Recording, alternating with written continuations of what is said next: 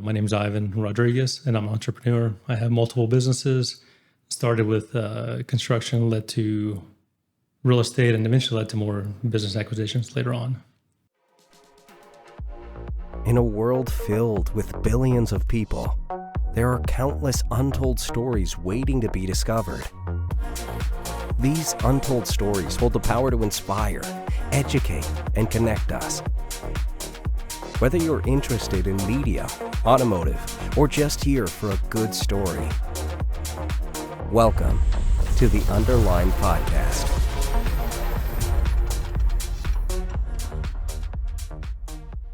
Ivan, you are a really interesting guy. It's funny, I get a lot of conversations with people and I'm like, hey, do you want to be on my podcast? And they're like, oh, I'm not interesting. For everybody watching, Ivan bought a Huracan he didn't necessarily want just so he could get the Lamborghini that he actually wants. Yep. So you're like not super stoked about getting probably half of America's dream car just so you could get the next best thing. Yeah, it's the cars have become a massive hobby that I love. And, I wanted this car, the STO at one point, and then I found something else that I like better, the SV. But this one, it's playing the relationship game and acquiring it. So it kind of worked out perfect. So it is a car that I did want at some point, but not the one I was looking for because I wanted these other flagships, a little bit more unattainable cars. Yeah, definitely. I mean, I feel like people like you and I who are around the supercar scene and are very well acquainted with it, you're at the level of seeing Huracans and R8s and, things like that pretty frequently. Well, you get complacent and it's like, okay, well, where do you go from there? Then you have how do you pronounce it? The car that you're after? So it's called revuelto. So it's a Spanish word. I'm way too white to say it that way. I think revuelto is the English way, but okay. Revuelto, yeah. The revuelto, and I'm still waiting for some other cars, but okay. So yeah, it is I was fortunate enough to was able to acquire those vehicles, and then once I had the SV, it just becomes extremely difficult to find that next big thing. So I am really pumped about this next car. Yeah, I'm sure it's really hard to one up an SV. I mean, there's obviously the SVJ, but there are a lot of people who deliberately don't go after those just because of the way they look. A lot of people prefer the understated look of the SV, even though the SVJ is supposedly a higher trim. So I get that. Was that kind of like a stylistic choice for you? You didn't want the attention? No, it was. So when I was looking for the SV or SVJ, I actually had considered both. And looking back at it, both cars at that time were very close to the same price. The SV had a more masculine, aggressive look, what I was more raw look, I would say. And the SVJ, it's more aerodynamics, the ALA package. It's very busy. Yeah, it's very busy and a little more softer rounds, but it's for performance on the Nürburgring. And at that time, they're the exact same cars, same motor, same interior. The only thing that changes is the aerodynamics. And at that time, I was like, well, $50,000, $70,000 more. I'll just get the SV. I actually like that one more. Looking back, I should have got the SVJ. It's because the appreciation of those $100,000, $200,000, $300,000 above what I could have, what they appreciated. Yeah, they went to the moon. And now looking back, I would have got the SVJ. Well, of course. I mean, it's just like playing stocks, with cars, but you never know. Is the SVJ more of a limited run than the SV? So the SV, they're 600 worldwide. The SVJ, they might have came out with 900, a little bit more. So there's a little bit more SVJs. I didn't know that. Yeah, there's actually quite a few more. Everything's the same besides the body kit. And those went through, so the SVs were 2016, 2017, but they started production 2016, kind of when the 2017s started kicking in. October, November, December, and so forth. And then until they ran out to the 600. And then later on in 19, 20, 21, they made the SVJ. Okay. That's interesting. Before we deep dive and nerd out on cars, I'm curious about you as a person. I feel like there's so many people who want to build wealth and chase entrepreneurship. I don't think anyone genuinely enjoys a 9 to 5, Yeah. but it's, you see the people that make it happen but making that connect of the steps that you have to take to get there and how to really make those dreams come to fruition, I feel like, it's really hard to find that path of how to get from A to B.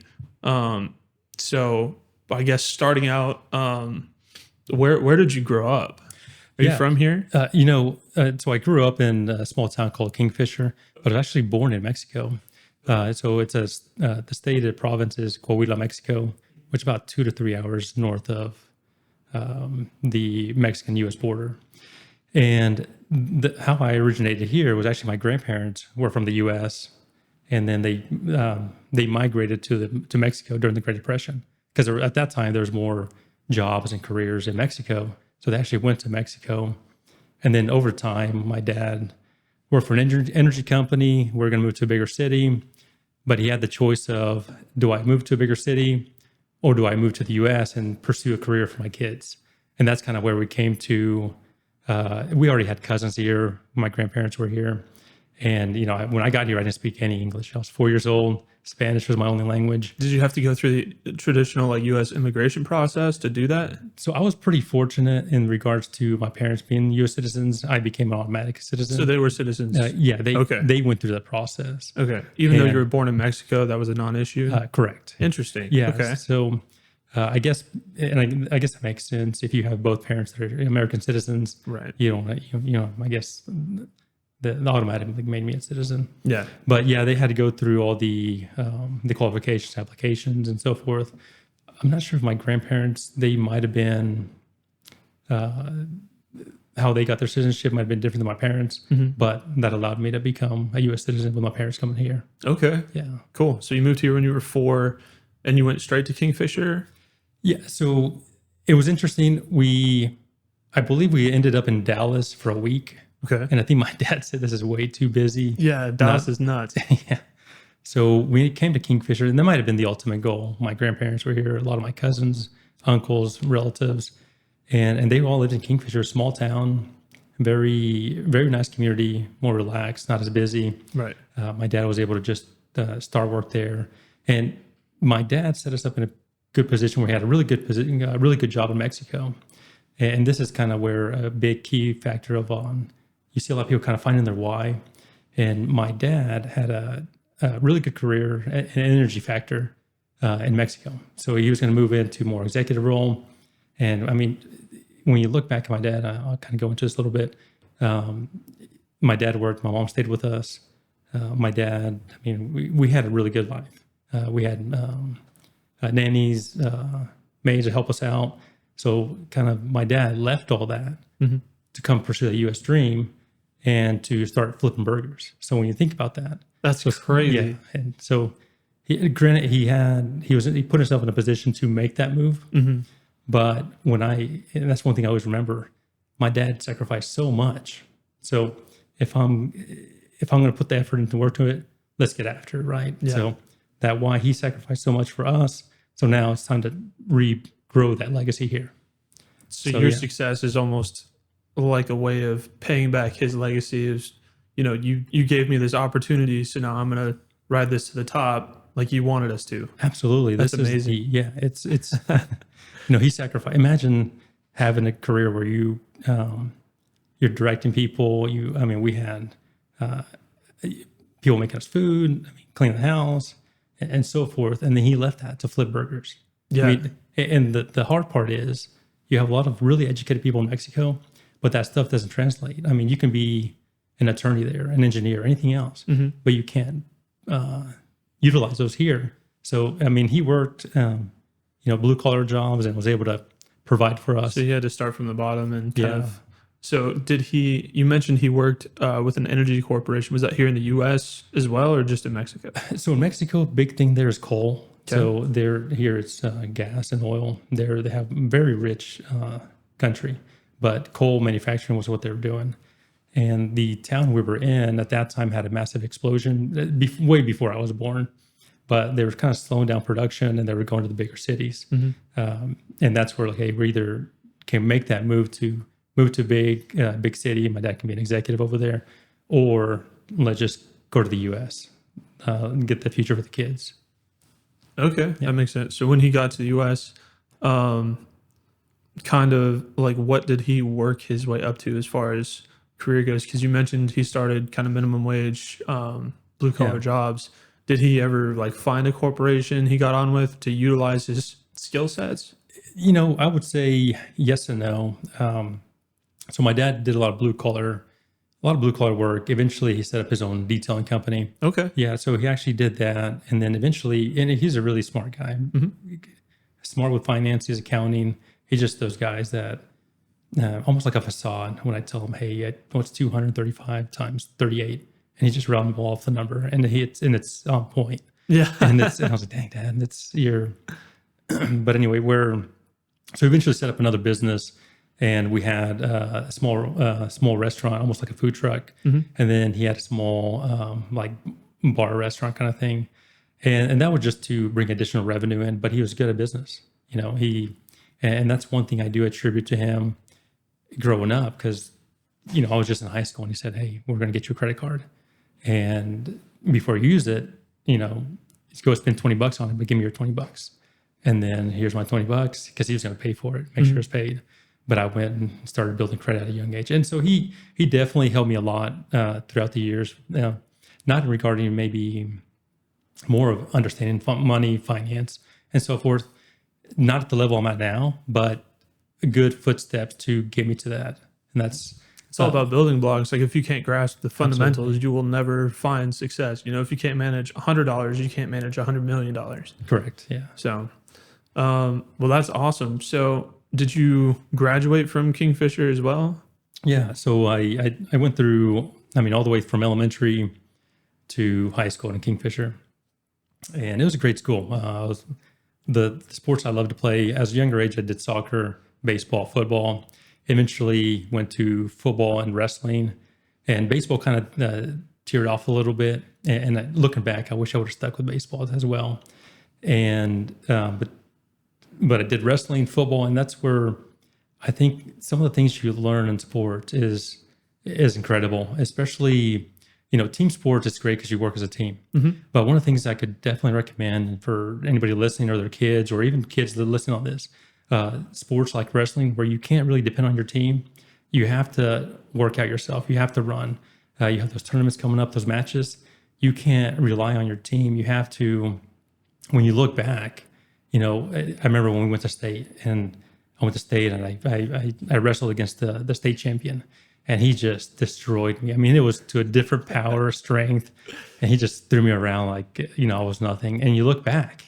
And you think back, it's like, I could have ran more, I could have hustled more, I could have lifted more weights. That guy just wanted it more than you. Yeah, and this guy did it. And that's where I think the self-growth and the self-dedication, where you can't really, nobody's going to give us a free ride in the world. Right. And if we don't put in the effort, I think that wrestling helped a ton with that. And I did that since I was maybe middle school or elementary school. Yeah. And then to high school. Unfortunately, I didn't pursue it after high school, but I wrestled in elementary as well. And, at that age, you're not working out, you're not doing those things. But if you do it in high school at kind of a higher level, I think just the understanding of taking care of yourself, training, discipline, routine, individual accountability are all invaluable lessons that will set you up for success as an adult, regardless of who you are or where you come from. I think those are basic skills that everybody needs. Oh, absolutely. I remember in high school, we were partying, and I love to party. I got along with all the guys, football guys, the wrestling guys. And there's times where I knew a tournament was coming up or something heavy, and I had to stay clean, make sure, and when I mean clean, like junk food, soda, occasional, that kind of stuff. I was like, well, I got to make sure, because those minor things impact you a lot in the matches, especially in tournaments and so forth. Definitely. And same thing now, right? I'd rather work on business than anything else versus just get drunk or waste time like that. Exactly. And so little things I've learned through sports, and that was a big. So going back to high school, I graduated from Kingfisher, great school, great small community, and then eventually went to UCO for my graduate undergrad degree and then graduate degree. It was funny because my counselor said, "Hey, you guys are about to graduate here pretty soon, and you still haven't enrolled for college, or what do you got going on?" And most of my life, I've kind of been more of a lone wolf in regards to my parents, yes, they did tell me, hey, make sure you get your responsibilities and all your things done. But when it came to school, I mean, I was like, hey, Dad, sign this form. I'm playing baseball. Hey, sign this form. I'm playing. I'm going to join soccer. I'm going to join wrestling, football. I'm going out of town for a school trip. Sign the stuff. And since English wasn't their primary language, so I would just say, hey, sign this, and I'm going to go do this. And so when college came, my brother went to UCO, my sister went to UCO. So I hadn't put too much thought into it. I was like, well, I'm probably going to go to UCO. And mainly just for the comfort level, it was a good school. And I know at that time I thought, well, maybe OE or UCO. But I ended up just applying to UCO and Harvard. UCO, is that Stillwater? UCO is at Edmond. Edmond, Yeah, okay. University of Central Oklahoma. Right, okay. Yeah. Yep. And the funny part is, so I applied to UCO, and then the other one was Harvard. And Harvard was more of a joke because I was with the guys, and I was like, hey, what should I put down? And I was like, oh, let's see what Harvard says. So that was more of but yeah, UCO accepted me, and that's where I went and got my undergrad degree. Okay. And it's funny how now when I look back, how funny it is. My dad was in finance and accounting. My brother studied accounting, and my sister was a teacher. So when I went, I was like, I guess I'm gonna do finance or accounting.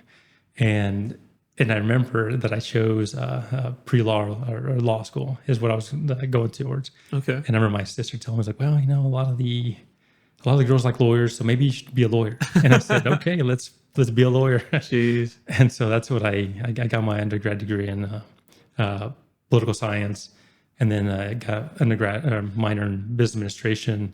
And so I did eventually hover to the business side. Okay. But I decided not to pursue law school at that time. My best friend did pursue it.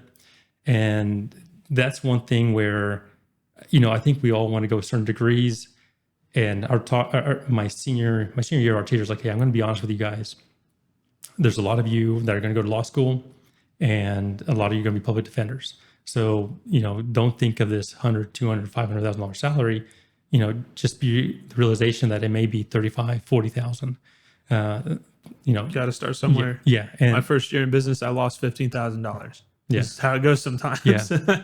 So that kind of, at that time, it kind of, I wouldn't say it scared me, but I thought of the fact that, I can get in a lot of debt for school, and it may not pay off. Yeah. So I ended up going into the banking world, well, insurance, then banking. And that's kind of where my career took off. Okay. But, looking back, I would have done well. I think had I gone to the legal field, I would have done well. But at that time, I just saw $120,000 of schooling and not really returning the investment.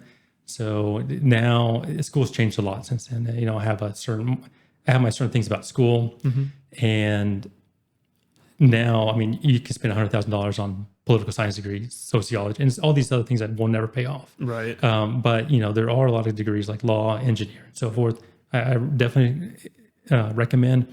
But the thing with school and so many kids now are getting so much debt for educations that are just not going to pay off. Well, they're falling victim to predatory loans without doing their due diligence. They have no financial background whatsoever. The parents just don't teach them about that. So they're like, oh, I need to finance school. They're giving me $120K. Cool, sign that. Yeah. They don't see that it's 15% APR, and the amortization schedule is so violent that you're stuck in interest for the rest of your life. Yeah. You're making $1,000, $2,000 payments for the rest of your life. Yeah. And your job's only paying 50, 60, and what the average income is 50 to 80,000. Yeah. And it's, that's the thing that unfortunately that needs to be corrected. But I think it's just a matter of doing your research, because there are a vast amount of opportunities out there that, you can go to trade school for. You can get your traditional bachelor's and major and whatever. You just have to make sure that that's lucrative in the near future and in the economy. Do whatever research you can. Like, I feel like law, it's pretty hard to fail. I feel like if you're stuck doing a public defender, you either suck at your job or you're just not motivated. It's just like me, I could do photography and just take family photos and make 30, 40K a year, or I can grind my ass off and make as much money as I want to. You just have to keep after it. And I feel like that's pretty true with just about anything. There are some jobs that require degrees that are insanely expensive. Like, I feel like nursing, I don't know a whole lot, but I feel like going through training for that is super expensive. And I don't think they make a ton. I know some nurses that they brought in like $250,000, $300,000. So I feel like it's a big spectrum. yeah. And so nursing, I think it's 100% safe way to go, and you're still going to have a good salary. And then there's some that just blow that out of the water where they're making extremely well. Now they're working hard. Oh yeah. Working really hard. But, nursing is one of those degrees that 100% can go into it if you can. It's just those other ones, the sociology, political science, It's very niche studies. Yeah, very, arts degrees. Yeah, so you got to be really careful with those kind of careers. But so I went to UCO, got my undergrad, and then got into insurance. When you get out of college, you think, I'm going to get out, I'm going to make $100,000 and so forth. No. And then reality sets in, right? Yeah, like 40 if you're lucky. Yeah, well, mine was even less. Oh man. And it was, I got a job, and maybe back then I didn't have very much debt. My college was very minimal. I did get some scholarships. I got some academic scholarships and so forth. And one thing I would definitely recommend students pursue those. There's so many scholarships that people don't even try for that you may get it. But luckily, I got out of college, worked in insurance. That's how. Were you selling insurance? Yes, I worked for an insurance agent. Said, hey, I'm looking to hire. Let me teach you sales, and that kind of worked from then. Okay. And I wasn't in sales before. Retail sales maybe, but that was a big integral part on the stepping stones of where I'm at as well. And maybe I wasn't making a ton of money, but I learned how to talk to people. I learned how to just communicate with people and sell products. Right, sales is the biggest money making thing in anything. And so I worked in insurance, did that for a year, started doing really well with that agency, and then I got into a management role with another location. And then the bank is where I ended up most of my career. Okay. And what did you do there? What was your position? So I started as a traditional banker doing Like consumer a teller? loans. Loan officer? Yeah, loan officer. Okay. So I started as a loan officer doing consumer loans, cars, traditional things, and then we had, at the banks, we have specialists. You have business side, investment side, mortgage, and core management. And I was just a banker. And I worked for a big company, a big bank. And luckily there, they had extremely good tools on educating us on how to say the right things and talk to clients and pivot so much. They give you all the tools, and not everybody utilizes them, and not everybody wants to do it. But I was just a loan officer, and I started making more money than my managers. And Is it commission based? well, it was salary plus commission. Okay. So salary plus commission How bonuses. did you qualify for commission? Was that closing a good deal? Did they rate it based on how secure it was? Or Yeah. So, for example, my job, I'd open checking accounts, but the other thing too is we did loans. And so I became really good at discovering opportunities. And so, let's say if somebody come in, hey, they're coming in just to make it open up a checking account. Well, we started finding out about savings. They just left. You just left Chesapeake Energy, and then you start finding these little key things. And instead of just talking about Chesapeake Energy, my mind went to, well, he's got a 401k over there. We can probably roll that over.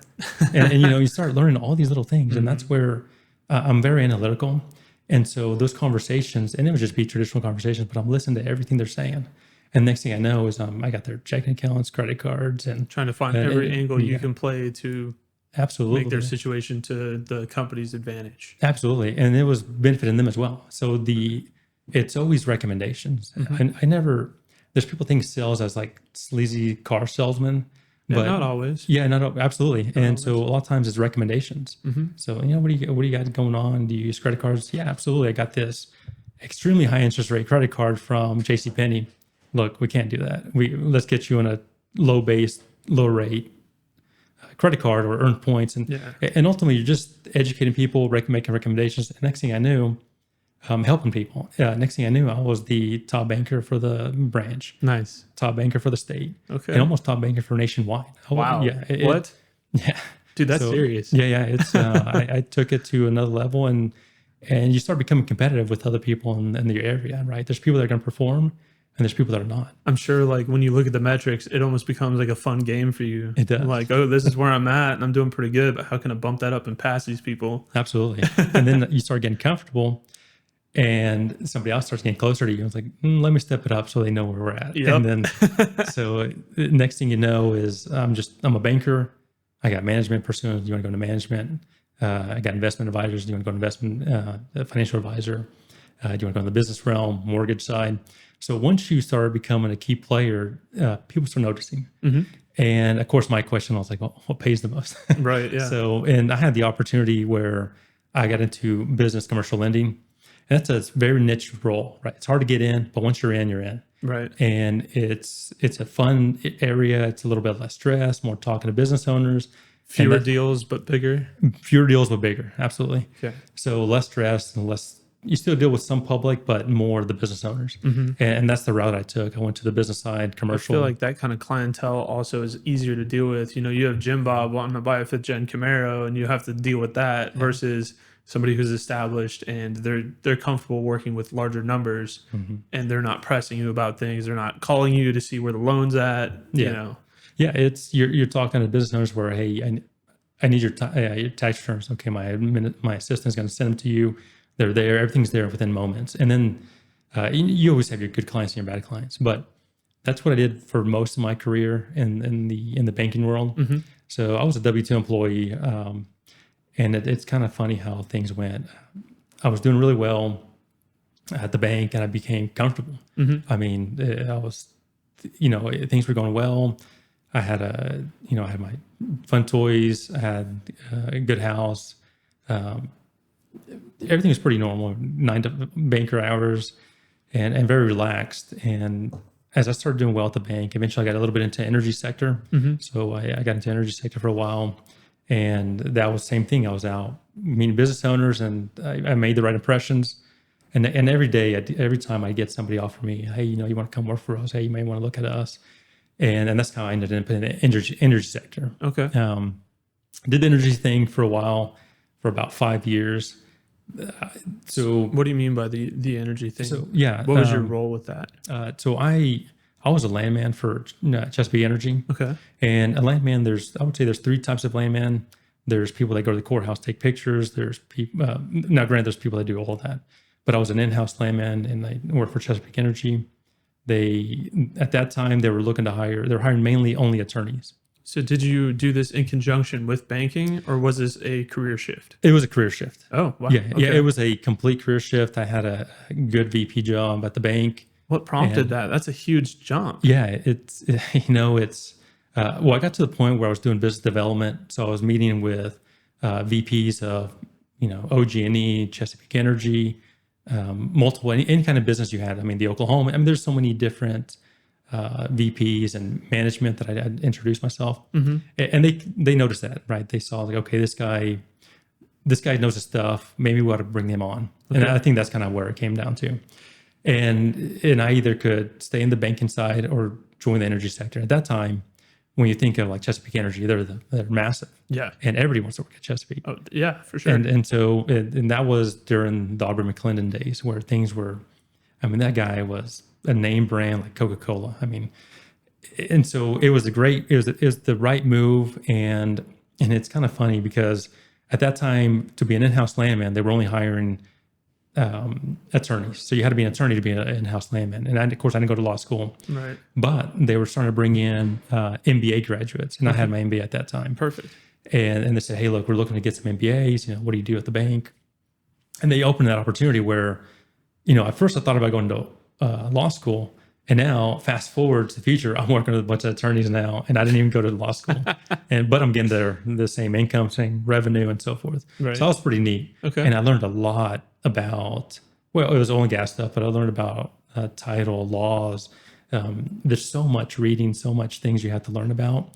And of course, that eventually led to my growth with the real estate side. All the knowledge from that transpired to the real estate side. But I did the oil and gas things for 2.5 years with Aubrey McClendon. They closed down a whole department. That was a little bit scary. Oh, no. So, yeah. And so one day I won't go too much into it, but that ended right away when the whole shift of management happened. And it was the closed. big Chesapeake deal that people talk about? Yeah, it was a big, Okay. big closure, and so it was pretty scary. You had a really good job, and at that point, either I can go back into banking. Luckily, I did well, and a lot of people still knew me in the banking world. And I the next day they did set us up and help us out with getting our resumes all prepped up. I mean, they put a lot of money to make sure they took care of us on the way out. That's good. Yeah, and so I mean, my resume, it was over $1,200 that they covered for the cost to get this thing ramped up. Okay. And of course, that helped me out get that. I'm not sure if that's exactly what helped me in the future, but It didn't hurt, that's for sure. It didn't hurt. And then of course, I had my severance. Yeah. And the funny thing is, I ended up back at campus as a contractor. Okay. So it kind of worked out. I worked for them another 2.5 years as a contractor for them, not directly with them with all the benefits, but I was there back there in the a little bit different situation. Like a W-9 type deal? More 1099. Or 1099, that's what I meant. Yep. Yeah. So I went from W9 with all the benefits to 1099. A little bit more income, but then I had to take care of all the other stuff. Right. And so that was what maybe made the biggest change in my future. So I took something that was terrible, and I got, they closed my whole department down. They said, here's a severance. And I got back to it. I was living a cush life. I mean, I was 7 to 4. Lunchtime, I was playing the golf simulator. 4 o'clock, I was working out. And at that time, I was getting lean. I was getting ripped. I was working out 5 days a week. When things are predictable, it's so easy if you develop and plan good patterns and good habits for yourself. It's so easy to put things on autopilot and just excel. Yeah, absolutely. And so I had a really cush job, and I could just go home, relax, not do anything. And I was making good income, had a good living. But I took it a step forward, and that's where I bought my first investment property. Okay. Like, what am I going to use this money for? Okay. So either I could spend it, or I could just put it in 401k or retirement. But I bought my first investment property, and it was a beat up house in Midwest City for $17,000. I feel like that's where everyone starts. Yeah, and you almost kind of want to, because you can Plan with way smaller numbers. Yeah, start with some small numbers, and so that thing. I mean, it started with a small property. Next thing you know, it starts snowballing. Well, this first one. So let's talk about that, because I also currently am kind of in that position where it's like, okay, I managed to not screw up the last 5 years. I have enough set aside to where I can start this. I can start the path that you have gone down. And I'm really curious about how you approach this, because honestly, the thought of mortgaging against a house completely kicked to hell is scary. Yeah. If you have to borrow $30K to put into a house that's worth almost nothing as it sits, or how you go about that, it's almost unapproachable if you're not very well versed in this. So you bought this house for 17 cash, I'm assuming. Yeah, it was a cash purchase, 17,000. Okay. Did you mortgage against the property for renovations, or? No, I went. The way I started all this was cash. Okay. I mean, one of the biggest things I see a lot of entrepreneurs is they go full blast, which is good. I think sometimes either you commit, sink or swim, go full blast. But one thing I would advise, and whether you're a business owner or you just want to increase it, I was fortunate where I had a W-2 income. At that time, I went in, eventually ended up back into the bank, where I was a VP for the bank doing commercial loans. I also owned a construction company during my bank days. Okay. And so all this stuff, so I had extra revenue coming in. Right. I didn't need to flip this house. Otherwise, I was going to go broke tomorrow. Right. And so I had W-2 income coming in. I didn't have to worry about my bills, any of that. You could play with it a little bit. Yeah. And then I also had my construction company. It was also bringing me some revenue in. Okay. And the construction company, it started a little bit smaller and then eventually ramped up to what it is now. But, I went in all cash on this. I put some sweat equity, and I knew that was kind of the thing. And let me put some sweat equity into this thing. And then some things, it was funny because I did it and it looked terrible. And then I had to pay somebody to redo it again. That's how you learn. Yeah, you're right. If you're not messing stuff up, you're not learning. You're right. Absolutely.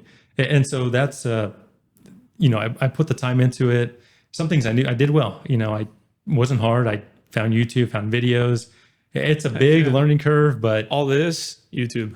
Yeah. Oh, excellent. All YouTube.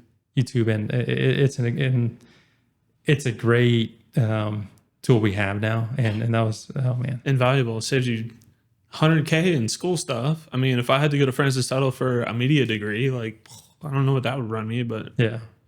so anyways, what was your plan with this house? Did you just want it to look a little bit better so that you could make a smaller margin? Did you completely overhaul the entire house, or like, how did you approach this? So with this being the first house, I first thought a rental property. And when I had it, and I redid the whole house. I mean, I pretty much gutted the whole thing. Okay, so we're talking like drywall, floors, siding. Everything except drywall. So I left the electrical in, the HVAC, and the drywall, but everything else, cosmetic wise, I took everything Floors, out. countertops, cabinets. And, yeah, everything. And so, and it may have not needed it. I did utilize some of the stuff, some of the cabinets, but some stuff that was pretty bad. Yeah. It was 17,000. And when you look back, 17,000 doesn't seem like a lot today. What time frame was this? Let's see. It's been a while. So Like early 2000s, mid 2000s? yeah, early 2000s, maybe mid 2000s. So like 08-ish? Yeah, probably. 08, 10, something like No, that? it would have been past 08. So let's just say 2012, Okay. around that time frame. Okay. So the house, it's not what it is today. It's extremely difficult to buy property now. Yeah. It's so competitive. Back then, I found a house for 17,000. I could have bought tons of them for that price. Maybe. Oh, for sure. And maybe not 17, but that one was just I bought it and I said, no way, this thing's 17,000. So I just bought it. No idea of real estate, no idea of any of this, but we're going to figure it out. In worst case, but the idea was to make it as a rental. I got done with it. I put, goodness, I don't know, maybe 25,000 into it. And later on, I was like, this thing's worth a lot more. And so I ended up selling it. I might have made 15 to 20,000, something like that. And at that time, I was like, that's pretty good money. And I used some of that money to buy tools and so forth. So you can sink that back into the next one and scale up your projects. And yeah. And so I was like, I did this once. Why can't I do it again? yeah, So, for sure. And, I was out there till 3 a.m. because I still had my W-2 job and learning it. So I was out there till 3 a.m, exhausted, tired, trying to pull insulation out. I mean, at that time, I figured let's get dirty, and that's where it started scaling up. Now I went to all my first deals were cash.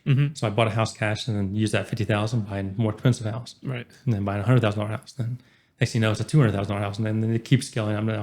I'm doing $500,000 properties and so forth, and then it's a whole different aspect now. But yeah, that was my first property that kind of got me started, and it's a whole different animal now. I'm extremely, I have, looking at the work I did now to compare to what I did then, it's a whole different level. I mean, I've really enjoyed it. It's really fun. And now I don't get my hands dirty as much. I still do sometimes because you still need to. You can do the math and factor in the overhead and contract people Yeah. and still pull profit. Yeah. And is the time period can be well utilized being there, because I have so many things going on now that it's not efficient for me to be there when I can just have one of my laborers 100%. take care of that. Yeah.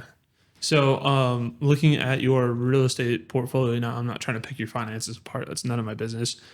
But I can't remember if I read or if I heard somewhere. Do you own like apartments or something like that? Yeah. So I started doing, so it started with residential properties. And then I started I thought about making a switch, because instead of having tons of properties all over the place, my thought was, well, let me look at multifamily. So I started buying some duplexes, multifamilies, apartments. And now with my construction company, and now I'm building apartments for myself as well, also for clients. And that's where I'm scaling more multifamilies. Instead of going to all these different properties, having 200, 300 properties all over the state, small towns, why not just have all in one location? Once you get to a certain point of having a portfolio like that, it's just not efficient to have individuals single, if you have, what would you say is like a manageable number? Like 20, like sub 20? Yeah. So you can have a rental management agency do that. And then when you get past that point. Yeah. So it all depends, right? I have a construction company. It's a little bit different.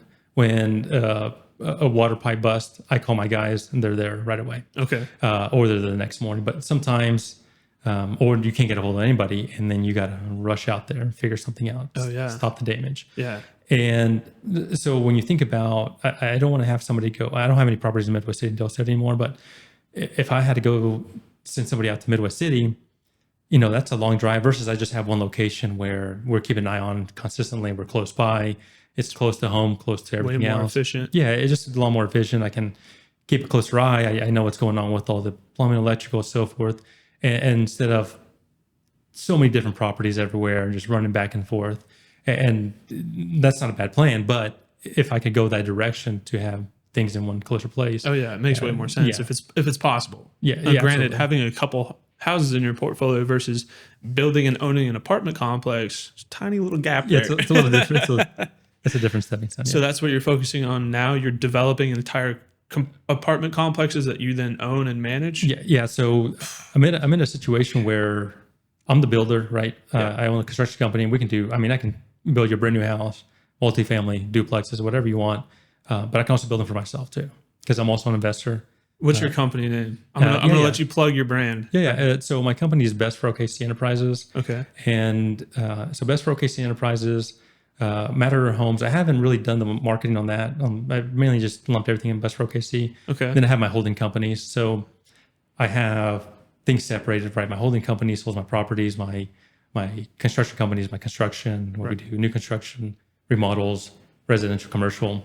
So, and that all started from small jobs to full big scale projects. But we still do, when I'm building a house or a commercial property, my tile guys, they're only utilized for a certain time. So I'm still putting them everywhere, residential houses, other projects, they're picking them up. Right. Because if they're not working for me, then they're not making me money. Right. So we still do some small projects, but most of our stuff now is larger scale, bigger scale projects. Okay. 50,000, 200,000, bigger things like that. Okay. And then we still do. I'll get a call. Hey, I need my exterior house painted. Send the painters out there, knock it out. That way, you're still getting good quality, but it's smaller projects. Right. It may be about the same price, maybe a little bit more, maybe a little bit less, but you're getting me. So, yeah, the quality's still there. You're still behind the brand. Absolutely. Okay, that's cool, man. So aside from real estate development, focusing on multifamily, do you have any personal business ties to commercial real estate? Because I know that's a big one. You look at Manny Kojbin and people like him and how they've kind of built up to where they're at. That seems to be a pretty common denominator with a lot of people who have built serious portfolios. Absolutely. That's one thing I started acquiring as well, commercial real estate. And if you buy it right, not everything, but if you buy it right, commercial, some of it's slow, some of it's, and regarding slow, when I say you see those lots for sale, they've been for sale for 10 years. Yep. It's going to take a long time. It's going to take development. It's not just building a property. It takes a lot of planning. But the commercial property, I have a few commercial properties where they're just extremely busy locations, and the value just keeps growing. Right. And I keep improving the value of the property. You have the growth of that property. And so, yeah, absolutely. If I can, the goal is to keep growing. I'm acquiring land. I'm developing more. And the idea is the same thing as Manny, right? Own my own shopping centers. This building, right? This is and you can utilize it. You don't have to deal with tenants. You're dealing with hopefully small business owners. Right. And yeah, if I can, if I can get a skyscraper, I'm going to get one. So, Oh yeah, that'd be wild. I've heard you always want to shoot for medical because they don't fail. So, well, medical, yeah. So back to the banker, right, mentality. Me as a banker, I had to analyze all these things and who do we want to give the money to, make sure it's secure. Absolutely, medical. If you can, not every medical, right? Because you have doctors everywhere. You have to have them everywhere. But there's some places where the appreciation, saturated. Maybe oversaturated, or maybe the appreciation of the property is not as good as. I'm just going to make an example. Like a developing area. Yeah, developing areas. Like you look at Piedmont. Yeah, That's Piedmont. pretty hot right now. Absolutely. Versus some small town, it's not going to be the greatest, or maybe in a lower economic area in the city, it's not going to have the best growth on it. It's going to business slowing down, closing out, and people are moving different locations as they're retiring. So it all depends. There's a lot of variables on that, but yeah, look at medical side. There's so many things, but there's also a massive risk with that as well. You got to be careful. Look at what happened with the pandemic. Right. There's so many people that are now working from home. All those places that had the shopping centers, now that's a massive high risk. I mean, there were so many empty spaces. They still have to pay the mortgage. They still have to do all that. Man, the people who had, investments in the food industry during the pandemic, I'm sure they got gray hairs over that. Like that, Yeah.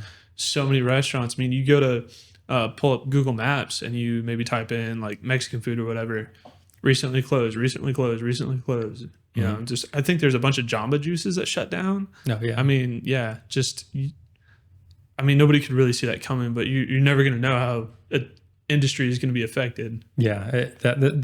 COVID was a completely different thing out of the norm. Oh, for sure. But even now, I mean, you can buy a commercial property, and in a perfect place, you're going to have that thing always full, or you're going to have a commercial location where you're almost bribing people. It's like, hey, let me give you a little bit of discount on your first move, and all these things to get it filled up, because if it's empty, you're not making money. Right. Yeah. And so I would say You're paying the interest. yeah. So you got to be really careful with certain things, and that's where you can't just dive into this stuff. You got to really know what you're doing sometimes. Yes. And that's where everybody wants to invest. Everybody wants to buy and acquire, but it's not that easy. I mean, I buy things from other investors that failed. And so they thought they can come in here and do this, and it's not that easy. So you have to be really careful. Risk analysis is huge. And like trying to account for your safety margins. That's kind of where I'm at is, I'm still at this point where I make pretty good money, but you're talking about playing with $50,000 in an investment property. If I lost $50K, that would hurt really, really, really, really bad. Yeah, absolutely. Whereas maybe for your situation, if you lost $50K, you might be upset for like an hour, but 50K is 50K. It still hurts. I mean, yeah, Or but $100 hurts. you make it back the next day. It's a big deal. So, safety and analyzing your safety margins is big. So, I'm sure everybody is super tired of us talking about real estate. What was your first car? Yeah. The first car, probably I hated the car for a minute, and then I loved the car. It was my parents' 1987 Buick LeSabre. Oh, yes. I knew so many people in high school. Why is it like every high school has somebody that drives one of these? Yes. And it was my parents' car. I mean, that thing, it was like driving a cloud. I mean, it was so smooth. Oh, yeah. Cadillac. But it was the oldest car my parents had. They're not going to get me anything new. Oh, yeah. No. But it was when they first got me the vehicle, I was a little bit frustrated, right? 'Cause some of my kids, some of my friends, they had a little bit nicer cars, and some didn't have any cars. But I was like, "Dang it, Dad!" But then once I got that car, I mean, I had the football players in there, the cheerleaders. I mean, it didn't matter what you had. You had a 4-door car with all the cool. I mean, with the kids in there driving. I mean, you just got my license permit, and then excuse me, and then at that time, what was funny is. My parents didn't know what a license and permit was. So they said, yeah, you got your license, go for it. So I'm like driving at 15 and a half. So like, hey, I want to ride with you. I was like, jump on in, let's go. And let's go cruising on the weekends. Heck yeah, man. And it was it wasn't the coolest car, but it didn't matter. I mean, when you're that age, it doesn't matter what you have. You just want to go put miles on it. Yeah, absolutely. Just go waste gas. The freedom of a car. Oh, yeah. Amazing. Yeah. So that was my first car. And then my dad said, hey, I got you. He bought me a 1987. I think it was a 1987 Buick. No. Goodness. It's not the Grand National. It was I think it was a Buick Regal. I went blank, but 87 Buick Regal, a little bit more sporty looking, 2-door. It reminds me of the Grand National, the sport performance car. Yeah. And so I was like, okay, that's a little bit better. And then eventually he got me my senior year, he got me a brand new Dodge Ram pickup. Oh, nice. So yeah, okay. he got me a new truck, and he was like, hey, let's get you a truck that way, which later turned out to be, hey, go get me this, go get me that. Right. But which I didn't care, I had to. Yeah. Hey, bought and paid for it, Yeah, he got me a truck, and I drove a truck for the longest time, all through college. And then it wasn't until I finally finished college, I bought my first Mustang. Bought a Mustang GT. What year? It was a 2005, I would say, maybe 2005 Mustang GT. So was it S197? Goodness. It was I think it was still 5.0 back. No, it was. No, that was a 4.6. Yeah, 4.6. But that's the S197 body style, I think. Yeah, I think it was the first year without. They redid the body style. Went from instead of having the skinny headlights, because that was the new Edge. Correct. And then yeah. it went, the generation after that. Yeah, It's that in was my it. opinion, that was one of, Terminator aside, please don't roast me for this. I think that was, for the time, one of the best looking sports cars. Yeah, it was. Yeah, liked it. that thing was. It was a great car, a Mustang GT. And looking back at it, I was like, should I? Because my dad raised me as like, hey, buy everything cash, buy everything cash. Don't finance. My dad is the same way. And it's a great mentality in certain things, but not always the best. Right. But where I was going with that is, I was like, I'm gonna buy this car, but I'll finance for $100. My car payment was like $100, something like that. And I had this Mustang GT. Later, I got a Roush Stage 1. No supercharged, but it was cool. It was a cool looking car. Still GT motor. And then later, I got a Mustang GT 500. But I was still young at that age because I remember buying a GT 500. What year was that? Goodness, it was a 2008. In 2008, I would have been. I was probably in my mid. Goodness, I'm trying to think of my age now. Mid to upper 20s, something like that. Okay, so I this was is a 20-year-old. Yeah, let me say 27-year-old kid driving a GT 500. Okay, so your banking career has been relatively established then. Yeah, at that time I was making good money and got a nice house. That's funny you're saying 27-year-old kid, like I'm 29. Yeah, no, it's good. And so, at that time you didn't see 20-year-olds driving GT 500s or Corvettes, and so I was ecstatic. Once I bought that car and once I got sports cars, I knew I was always going to have a sports car. Yeah, that had to have been a huge milestone for you to be able to achieve that. I kind of had, personally, it was the same thing when I bought my C7 Corvette. I think I was 25 when I had my C7. That's that was a weird kind of like, holy shit, like I kind of made it. It's like a $50,000 car, which isn't like a huge deal, but also I'm like, I'm 25. Like I shouldn't have this. Yeah, no, it was a lot of fun, and you work hard and you reward yourself. Yeah, why not? And so it was a GT 500, and then it later went to like more of a luxury side. So I got out of sports cars, went to the Mercedes, had a C300, and then I think I got a BMW X5. So I kind of got out of the sports car world. And I sold my motorcycles. Domestic to European. Yeah, I went to the European and more of just the banker, just doing his stuff. Yeah. And well, you're kind of expected to have a certain impression, demeanor when you visit these clients. So like that's the car that you need to be showing up in. Yeah, I think my colleagues were all showing up in the Mercedes, Lexus, and all that.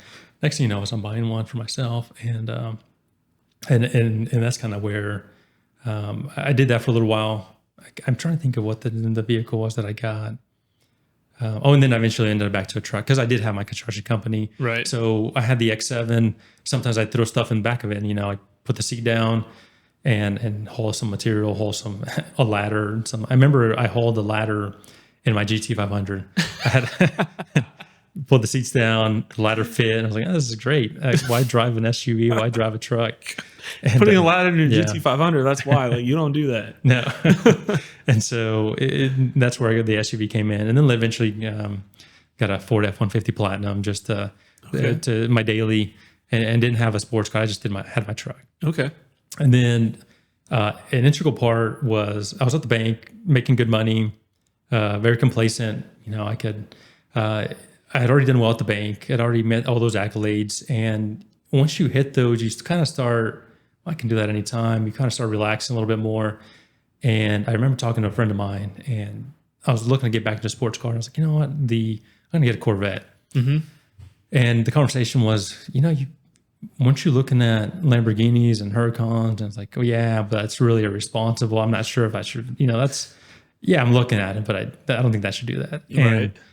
And like, well, can you? I was like, well, yeah, I can do that. And it's like, well, why not? And I was like, you know what? Why not? And so that's where I had gotten complacent. I was happy with the money I was making. I had a good life. And I was like, I don't know, that's still stressful. I can pay for it, but even that's still a little bit of anxiety. Yeah, having that kind of car. That takes a huge chunk out of your disposable income. Yeah, I mean, what's a note for a Huracan? Like, if you're financing like $2,000 a month, $2,500 a month. And so I'm not sure. So I always, my thing is, if I'm going to buy it, whether it's watches, cars, or something, I want to make sure I have the money. I don't want to just. I don't want to just go into debt, but I want to make sure I have the money and not be too stressed about that. But there's a beneficial thing on leveraging money too. So Right. Don't tie up all of your assets in that, if you can borrow the bank's money at a lower rate. That's what I've always heard from people Absolutely. who invest. If you can lock it in for 1.5%, 2%, Mm-hmm. it costs you $5,000 to borrow $300K of somebody else's money. So you still have all of your, you still have liquid cash to work with. Absolutely. My truck, I think I got that one at 0.99%. So 0.99. They do that? back then, it was either just buy the truck and get rebates and we'll You give you over here with your 0.99. 1,000-point credit score. Sheesh. It was that's extremely important to make sure you take care of your credit score on that end. Because, I remember when I was driving my Mercedes, somebody said, "Hey, how are you driving a Mercedes?" And I'm driving my, I can't remember what it was, Mazda or something. I was like, "What's your payment?" And they're like, "Well, my payment's the same for my Mercedes." The credit score. You got to pay attention to that. Yeah. And so when I was buying the Huracan, I put a big chunk down. So I don't know what the payment would have been. Maybe 2,000, 3,000. I don't know if it was 4,000, but let's say 2,000 to 3,000. But I put a big amount down. So the Huracan was your first supercar. Huracan, yeah. What year Huracan? What spec was it? It was 2017 Lamborghini Huracan 610-4. Okay. What is that? 5.2 V10. That's the Gen 2 5.2. Yeah, Gen 2. And that was at first I had thought about buying the cheapest Huracan out there. 2015, I think, is the first year. Okay. And I was like, well, no, I like that car, but when the first one that I wanted sold, I was like, let me look around. And then I started looking. I was like, okay, now I want something a little bit more detailed, more the ad persona paint, the matte black. And that's where the matte black came in. Okay. And when that matte black came in, I was like, that's my car. Okay. Matte black, red wheels, looks mean, looks aggressive, sinister. Red wheels. Okay. Yeah. And then, red calipers. Red calipers. Yeah, Okay. red I was going to say red wheels. That's bold. Yeah, that's a little bold. Okay. So I saw the car, fell in love with it. Corvette's out the picture now. Getting a Lamborghini. I mean, Corvette is probably one of the best dollar value sports cars out there. You can't really get better performance for that price. However, if you just throw your budget out the window, a Huracan is a way different car. It is a whole different. It's a whole different car. It's a whole different experience. And so I bought my Lamborghini Huracan. Bought that from Scottsdale Lamborghini. Flew out there, and I said, and they had just posted it, and they were about to post it. And it's like, send me pictures, video.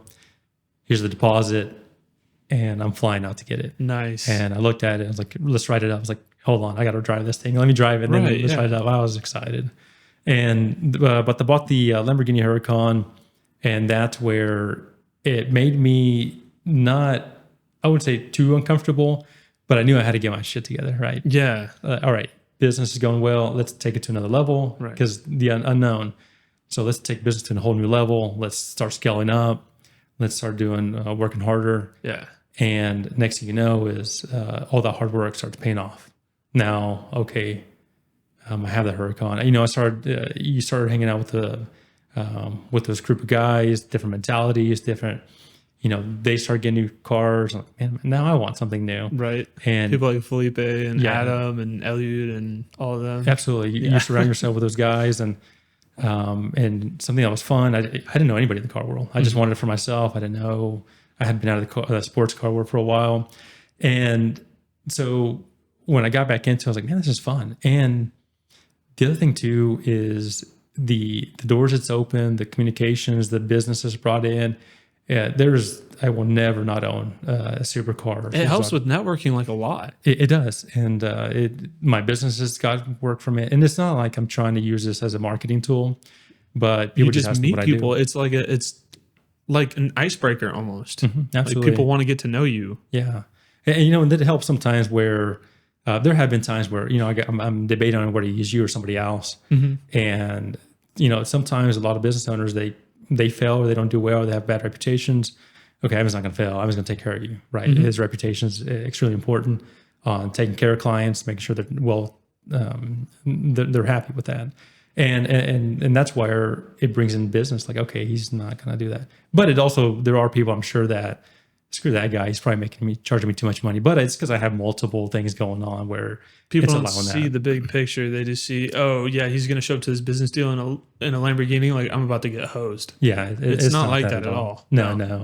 I'm very the numbers that are coming in, they're very close to everything else and very competitive. It just, you're getting a whole different person versus, I'm not trying to become rich off one deal. No. You have to have a very reasonable margin.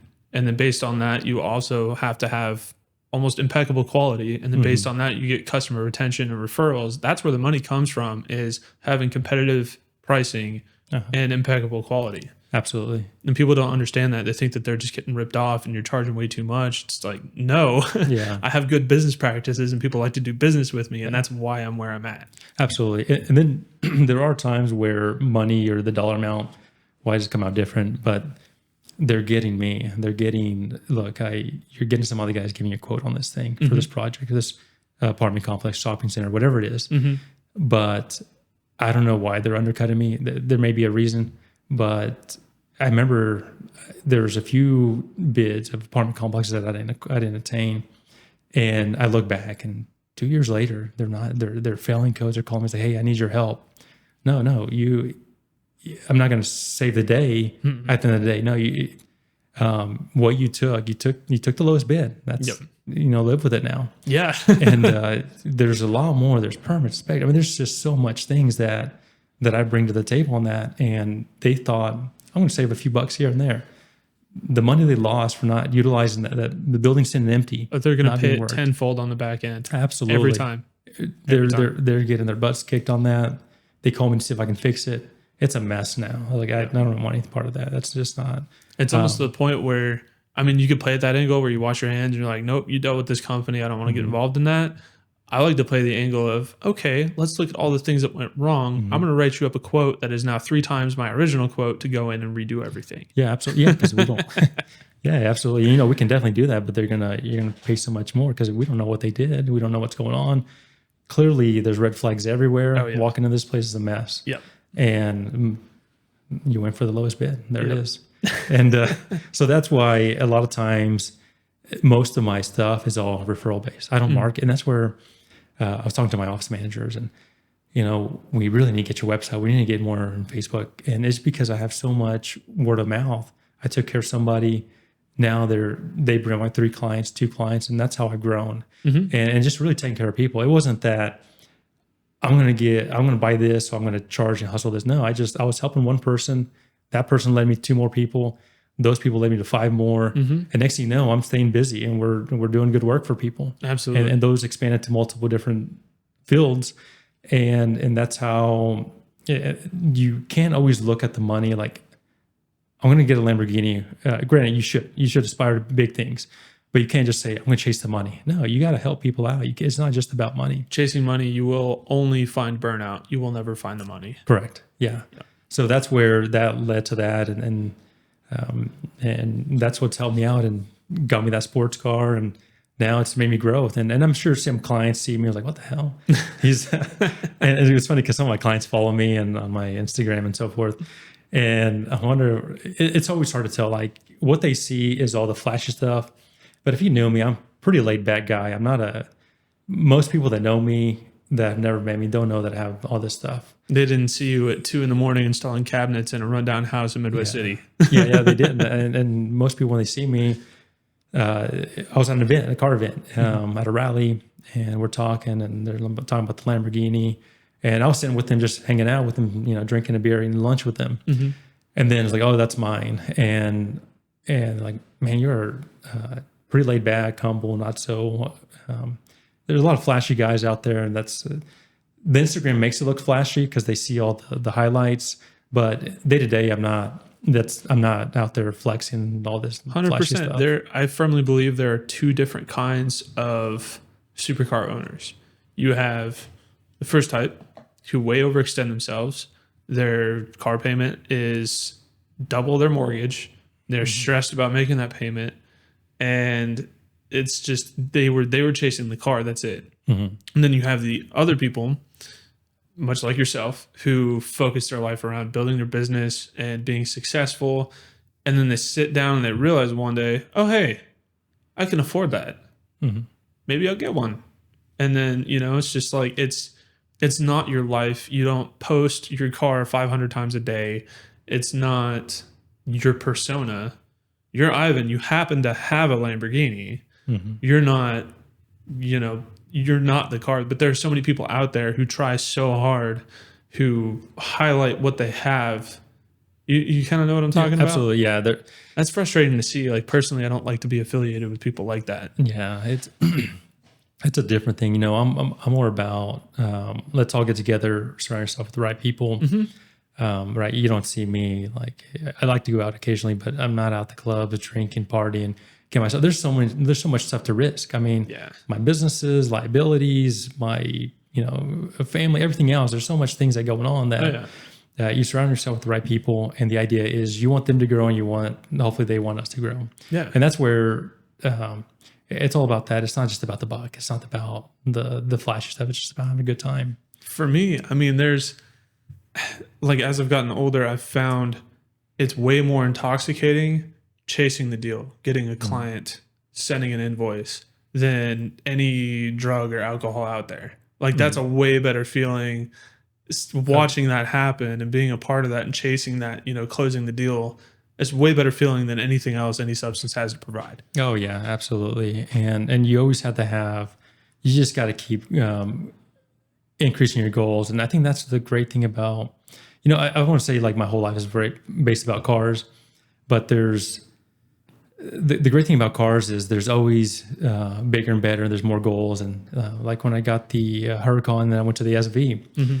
I was like, you know what? I'm grinding the products coming in and just having to show up. It was from that little bit, not scared mentality, but I was like, I knew I had to put the effort into it. Yeah. And then once I put that effort into it, the SV came into option. Okay. And then now the SV's there is like, what else can I get? So what's next? How do you step it up from there? How do I step it up? And then how do I keep going from there? And so put things into perspective. You paid how much for your first Huracan? Like $250? I would say 235, 245. Okay. Goodness, I think because once you started adding I don't think I had a warranty, but once you started adding taxes, it's maybe about 235. Okay. 225, 235. And the SV was about 500.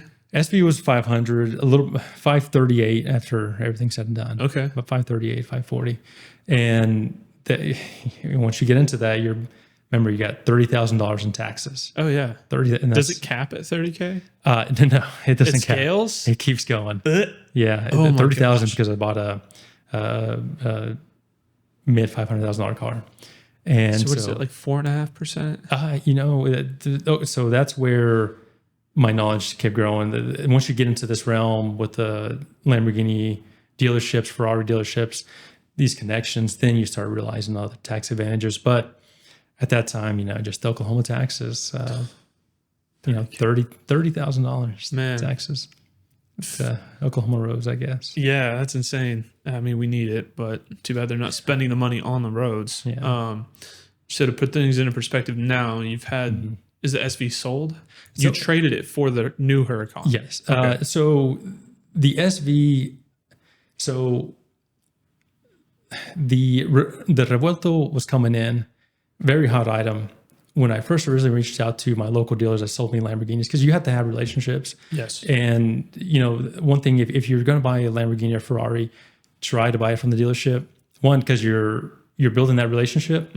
And two, you're buying a car that that's not, there's a lot of things that people can really mistreat cars. And now, granted, I'm selling my cars, so I want somebody primarily to buy it as well. But if you're buying that kind of car, you want to try to get the dealerships to have those connections. Because I called several dealerships and said, hey, I bought from you. Yeah, absolutely. We'll get you in line. When's the car coming out? Probably not. We won't hear about it until another year and a half. But put $50,000, put a lot of money down to just be on the list. Yeah. And securing an allocation spot is very difficult. Yeah. One, get an allocation, and then two, their relationship. And then you got to put money just sitting there. It's not, you can't utilize it. You just got to let it sit there. So when they told me, look, it's a thought right now, let the money sit here for 2 years. I'm like, no, I can use that money to do something else. Right. And then when I was ready it got closer. I called, they're gone. You're right. They're all gone. And I'm calling the next place and we're done. It's like, if we're going to get one, you probably get one towards the end of the year, 5-6 years out. And that's where the SV, I loved it. I didn't. I ordered the Ferrari SF90 was the other car I had coming in. Stradale? So I ended up ordering the Spider. I was fortunate enough to get allocation for Spider. That's cool. And so I got the SF90, but I didn't realize the typical Ferrari process. Just to back up a little bit, there are a lot of people who are not familiar with the buying process with Ferrari, and it sounds like Lamborghini is kind of shifting more towards Ferrari's mannerisms for allocations and things. So Ferrari, typically, you cannot walk into a dealership, like they don't care about your wealth, what you have, or anything. You cannot walk in there and just buy, if they had an SF90 right there in the lot, you cannot buy it. It's all about relationships. You have to, like, there's like certain tiers you have to work up through. Yeah. So they'll give you like a clapped out 458 that you have to buy a 50K over sticker. You have to have that for a year or whatever. And then you can buy the next car up, and you have to work your way up. Yeah. And so that's where Ferrari's known for. And that's where a lot of people don't like Ferrari. Like Jay Leno mentions, he doesn't like Ferrari because of all the games. They're incredibly exclusive. Yeah, they're very exclusive. They want that relationship, and they have. I guess they've earned that right, or they have that option. But Ferrari, you typically you want a brand new Ferrari, you're not going to get it. Okay, yeah, hey, let's buy this Roma, California 488. Let's buy a few cars used that we have on the lot, and that from our. And then we'll get you something down the line. Right. And so that's the unique thing about Ferrari. So, but Lamborghini's doing that now too. Yeah. So it's become such a commodity, such a high demand item. You have to filter people out. Yeah. You have to, sometimes you can show up and get a Urus, they're 200, 250, 300,000 per Montes. And so you can get something like that because they're mass producing those, not really mass producing because there's still not very many, but they're more. It's definitely one of their more available products instead of like a Centenario or one of those crazy cars that you just don't see. Yeah, and even then, if you're walking in and get one, they're gonna charge you $50,000-$100,000 over at some point. So with the Lamborghinis now shifting that direction as well, and they told me, it's like, hey, this is what I've had, this is what I want. And I said, well, we definitely we are coming. Now we got friendships with them, so. We're kind of shifting that shift like Ferrari because the demand is so much. Okay. And that kind of brings you to how you currently have the Huracan you have now. Yes. Yeah. So the SF90, I've ordered that. It'll be 2 years that I ordered since October. How did you get the SF90? So you haven't had a Ferrari previously, have you? The Ferrari worked out with the SV. So SV is ultimately... So the funny thing with the SV, I wanted an SV and I wanted it the next day. Yeah. And so I flew out to Houston and I found exactly what I wanted. When I got there, it wasn't taken care of. And when I got to the SV, I mean, you're spending, $500,000 on a car. So, and so I'm looking at this car. It's not very taken care of. This guy drove it like, scratches here, little things, imperfections there. And I mean, money was ready. I mean, the bank's like, where's the wire going? Well, the guy's like, hey, here's my wire instructions. All your ducks are in a row. Everything's ready to go for me to just say, go, drive off. Yep. And I'm having a bad feeling about this. I'm like, this isn't, and the guy's like, man, if you don't want to buy it, don't buy it. I was like, you know what? I'm not going to buy it. And he's like, man, you're wasting my time. I was like, no, I flew out here. I flew to Houston. Yeah, what? You're wasting his time? And he's like, I flew out here. The car I was getting is not the car I was thinking I was going to get. Right. You had a wire prep for $500K. Like, that blows my mind that he would even say that. And so I'm like, you know what it is. And granted, he did pick me up at the airport. He did pick me up. We went out to breakfast. I mean, it was kind of a big thing. And he's in a big group of other guys, like supercars and so forth, hypercars. And end of the day, he's like, man, it's God bless you, take care. And like, it all calmed down afterwards. Okay. But and I called Felipe. Felipe had an SV. I was like, hey man, and he was also guiding me through that process. That's after he got his black Gentani one. Yeah, he got his black Gentani, and I'm calling him. I was like, hey man, there's some odd things on this. And we're FaceTiming where he's helping out. That's so cool. And so it was like, man, it's like I don't want to go home without one. I'm ready to go home with one, and I was excited. And he's like, hey man, they have one here, and they have one here at Dallas Ferrari. So where were you at? I was in Houston. You were in Houston. Okay. And then I called Dallas Ferrari. He's like, hey, you have the reason I hadn't stopped by Dallas because it was a much bigger premium. There's the dealership, they knew what they had and they wanted a good premium for it. Okay. And I was trying to get something just a little bit less, not a ton less, but a little bit less. But that one had the F1 exhaust it had the exhaust. It had the one you originally looked at? Yeah. Okay. It had everything where I didn't have to spend another $50,000, $60,000 to the $500,000 car I was already buying. Right. So I was like, well, that's a great deal. He's not going to get his money back on that. No. So I'll go ahead and pick that up with the extra stuff. The one at the dealership is going to be factory until I got there. And that's where, and I called them. I was like, hey, you have this. Do you think you can work with me on the price? Nope, absolutely not. They just shut it down extremely quick. It's like, all right, I'm in Houston. I'll be there in an hour. And so I flew out to Dallas. You just like hopped on a plane. You just went to the airport and you were like, I need to go to Dallas. I said, Uber, get me to the airport, found the next flight, went to Dallas. And this is, it's a little surreal thing. But so, man, you're talking about like jumping around Texas, like you're in, Dallas City, driving to different dealerships. Yeah. You're like, all right, I'm in Houston. I need to go to Dallas. Like, that's crazy. And if it wasn't Dallas, it's going to be California, it's going to be Florida. Right. So I was like, hey, I'm going to Dallas. We're going there. And I told her, I was like, all right, well, I'm going to be there in an hour. So we'll close an hour and a half. I don't think we're going to have time. Because I thought I could just show up, here you go, drive off. This still doesn't work that way. There's paperwork, there's title, there's so much things. Like we're about to close. We got a Ferrari event, so we can't do it right now. In the morning, we'll open up at 9. And then we got some other things. Let me see information. They wanted bank stuff, wire information, all this other things. Mm-hmm. I think once they got that, like, hey, they called me back and say, if you want us, we can open early. I think they realized, okay, this guy's serious. He's ready to come in and buy a car. That's cool. And yeah. So they opened up early for me. Okay. And I had an event in Oklahoma City that day. And I was like, you know what? I'm going to try to get there by lunch. And I'm going to show up. My thought was I'll buy the car 30 minutes out. I'm walking out. That's it. No. It took half a day to get all hours. Yeah. And so I get to Ferrari, and I'm driving. I'm loving the car. I'm already in love with this car,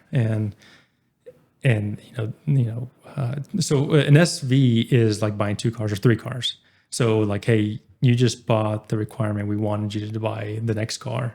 So I bought so that's kind of what helped me with Ferrari. Okay. Is instead of buying 2 or 3 cars, I bought 1 car that's equal to 3 other cars. Oh, wow. So that's where they go off of dollar value. They don't go off of. I don't, maybe, I don't know if it's dollar value, but I would say it's the purchases, the vehicles, the client, because it almost like they interview you. Do they want you? I mean, they can't, I won't say they discriminate, but they, is this the brand Ferrari wants? Okay. And I think after all those conversations, just passive guy, and I was sitting there waiting for the paperwork forever, and there's an SF90 there. How much is the SF90? We're asking $995,000. Mm-hmm. I was like, ooh, that's pretty steep. And MSRP is $750. MSRP was about 6. Yeah. So it was about $600,000. And I told them, they're like, well, $995. Yeah, $995. $400,000 up value appreciation on that. Oh. And so I was like, could I get one of these one day? And they're like, well, it's like maybe. And then that's the conversation was. And I looked at it. They let me check it out. I didn't drive it. You can't drive them there. No. And so most of these cars, you can't just show up and drive it. Maybe a Huracan, certain dealerships, but they want the money. They want to know you're serious. They're not gonna let you drive in. It's not a Nissan Altima. Yeah, you gotta. It's a down $1 million car. Yeah. And then one day I get a call and I said, hey, you wanted the SF90? We're closing the banks. I said yes, I want it, and we're gonna need this much for a wire sent. It's locked in, and they're stopping production. So, and you have an option to get a Spider. So I went with the Spider. I was like, yeah, I haven't had a convertible. A test stroke, I did. It's a hardtop convertible. Yeah, hardtop, which is one of the greatest things. Yeah, best of both worlds. That's the one thing I do praise Ferrari is hardtop convertibles. I love convertibles. I hate tops are just ugly. Yeah, they're ugly. I would have gotten a convertible Huracan, but they're not that appealing when they're up. No. And so I got the SF90, and 2 years will be October. I was supposed to have it by now, but I think COVID and some other things, and then they're now talking about next year, hopefully spring. Okay. So it's. Did they say if yours was in production or where you're at for your build? No, I mean, it's still, I mean, I'm just waiting to hear back from the Italians. And even when I ordered it, I was like, hey, when am I going to get it? It could be a year and a half. Yeah. It's all depends on the Italian. It could be your spec. The car you have, they may want to build it because the design, and yours may be bumped up. I mean, there's just so many things. Like we don't really have control of the Italians, what they want to do. No, I mean, even here locally, like the C8 guys went through it. You know, all the people at Bowling Green went on strike, and there was a huge issue over at the Corvette plant. And a lot of people who ordered the C8, man, they had to wait like a year and a half out from their projected build date. And yeah, so just ordering new nowadays, like after COVID, there's no telling. Even the RS3s, like it's a pretty basic consumer car, you know, $70,000, $80,000 sports car from Audi, but still, I think pretty attainable, kind of almost regular car. Those got pushed out like 2 years. Like there was almost a model year gap. Kind of like how, you know, you could say like the Camaro got discontinued. Audi almost accidentally did that with the RS3 because you just couldn't get one. Oh, wow. I guess a lot of the electronics for it were coming out of Ukraine, and we all know that deal. So yeah, I think the limited supplier production, all that impacted that. So I was hoping to have it now because the idea was SV at that time, either SV or SF90. It depends on business win, both, you know. But with the SV getting pushed back, that's where the Revuelto came in and the STO. The Revuelto came in, I couldn't find it, and I called a ton of dealerships that I tried to get one. I was like, well, we can get you one, but it'll be toward the end of the wait list, you know, but we're going to want this much more because my relationship dealerships had already, they're closed off. We have 83 people that already put $50,000 and for a thought that's not even out yet. So in the line, because when I first called them, it was 24 people. And a year and a half later, it's 85 people. So I'm out of I don't have the opportunity. And that's where I posted like, this is what I want. And at that time, I called not every dealership, I called several dealerships. And that's where Austin Hendricks reached out and said, hey, what if I can help you with that? And he got after it. He scoured the U.S. until he found me something. Okay. And he said, hey, here's 3 places I have. I'm busy. I got work, business, everything else. Scouting allocations takes a lot of man hours. A lot of phone calls. Yeah. So kudos to him. He offered me, he's like, hey, this is what I can help you with. I said, look, if you can give me that, absolutely. Because I thought it's something that I want. And, you know, if I got to hire you for your service for that, absolutely. Mm-hmm. And because I don't have time to do that stuff. And I just get busy. And he came up with an approach. Hey, I found the right connection. Talked to the dealership. It came out of 2 dealerships at the end. And one of them, one was a fully spec'd out STO, which is what I got. And then one was a little bit conservative, not all the carbon, not all the options on the paint. This is for the Revuelto? STO. Oh, for the STO. Yeah. And so I was So you were trying to find an STO? No. I'm sorry, let me rephrase that. So back to remember how Lamborghini has become like Ferrari. Right. Yeah. Lamborghini said they knew I had my supercar, the SV. Mm-hmm. They want that, right? There's not very many. They want it, and then they're doing the whole thing. Hey, we got a STO. We're asking $50,000 to $100,000 over. We want you to buy that too, to get the opportunity to buy the other car. So I'm having to sell my car, buy another car for $50,000 to $100,000. And then I can acquire the next car. Okay. And so it's now like what you said, how they're big. So the big picture, you bought your SV from a Ferrari dealership. Mm-hmm. That got you the in for the SF90. Correct. So now you're selling the SV. You traded it for the STO. That got you the in for your Revuelto. Correct. Okay. So I had 2 ins at Lamborghini from my other ones. But this is a new dealership. I don't have a relationship with them. Mm-hmm. So I earned the relationship by moving my SV, picking up their STO. You know, they're like, scratch our back, we'll scratch yours. Okay. But, you know, unfortunately, it's a lot of money. But I had but the part was the Revuelto is going to be a great position to be in. Yeah. Yeah. So I can't even imagine. Oh, yeah. The demand for the value. Yeah. What that's going to do in the used market, you know, hang on to it for a year and. Yeah, so it was a, you know, sometimes you got to play those games, dealership games to get that. So hopefully everything works out. And same thing with the SF90. It's now I got to figure out which is going to when are they going to get here, and musical chairs. And then I have calls from other cars that I've ordered, a little bit more conservative cars, but they're starting to come in, and like just playing musical chairs now with the cars. And how do you feel about the SF90 with you being locked in so high over MSRP? Do you feel like that car will ever be in a position to make it profitable? Do you think it'll continue to climb even at the $1 million mark?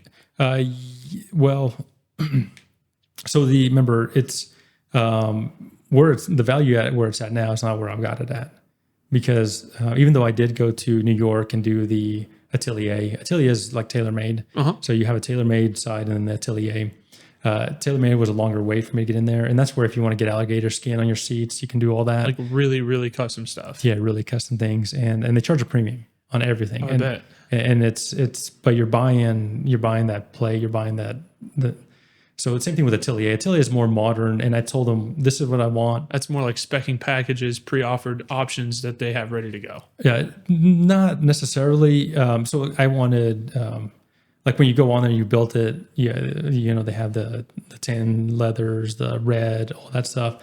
But I wanted something that wasn't on there, and that's where it's like, okay, if you want that, we're going to have to go to New York for that. Okay. That's Atelier. Now, the car I have has we call them fangs. It's got a paint job on the hood on the back to show more things on it, different kind of paint job on it. Okay.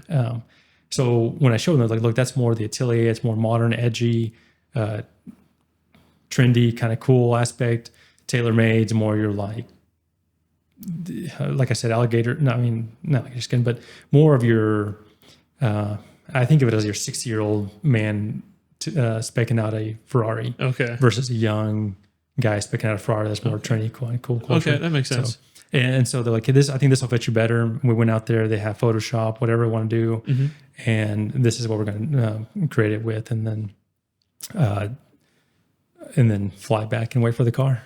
Okay. So and with that car, I'm in a good position where I'm still going to net revenue, keeping the car, whether I hold it for a while, sell it right away or whatever. I want to enjoy it. And that's why I bought it, to enjoy it. But it's also going to hopefully appreciate in value or just bring me in some revenue just because of where I've got it at. When you're spending this degree of money on a car, I feel like you have to look at it as an investment piece, whether you want to put miles on it or not, right? Because it's like, if the market swings or, it's not a sought after spec, whatever it may be, it's not, oh man, I might lose 10 grand on this. It's like hundreds of thousands of dollars. Yeah. and so that's one thing I'm really glad I did went with the Spider, because the Spiders sell the value. Everybody wants Spiders. Those are more sought after. Yeah, because had I ordered the Stradale, more finite production as well, not as common as the Stradale. Yeah, they always come out with the Stradale. They always come out with the same thing with Lamborghini. They come out with the coupe, and they come out with the convertible or the hardtop removables, and that they're a little bit more limited, and that's why all the Stradales are kind of dropping price, because they already made those runs, and they're still making them. But had I ordered a Stradale, I would have been okay. But having a car, and before, my Spider, I could turn it and make $200,000-$300,000 on it. But now, at that time, I could have made $400,000. I could have made $500,000 on that car if I wanted to sell it. But the exclusivity of getting that car, and somebody wants a car, they can't have that. They got to pay the market value. So I could have turned $400,000. So now these things are almost becoming investments, and it's almost like you're buying art, driving art. And now, even though I'm not going to be able to bring maybe that much, I'm still going to bring quite a bit of money having this car and having the allocation and being able to acquire that. And plus, it's going to set me up to acquire even more rare cars, hopefully in the future. Definitely. And so it's all build relationships, and then same thing. Yeah. It's a whole thing. You're not just going to a dealership and buying a car. Like, it's become so much more than that, so much more involved.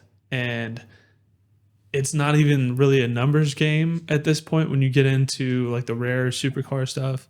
I just think that's wild that you have to go through all these processes to make this happen, Yeah, it's crazy. It's fun. It's been a great experience. And so now I got the STO. I I wasn't expecting to get it. It looks extremely great. I still don't.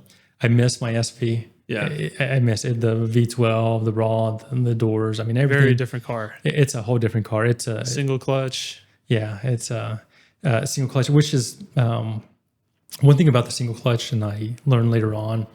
A lot of people think of single clutch as very aggressive, but what I noticed is, in whether you're looking to get a Lamborghini, try to avoid the first years because they've made a refresh, and then the SV refreshed again. So the SV maybe has maybe a 20% bigger kick if you're on manual. I think what happens is people get these cars, they put an automatic, they get maybe a 2014, 2015, and they leave and it shifts extremely hard. You can see their head like moving. Yep. And it's because they're leaving automatic. They should drive it only, in manual. And then those hit a lot harder. But if you get the newer models, they're smoother.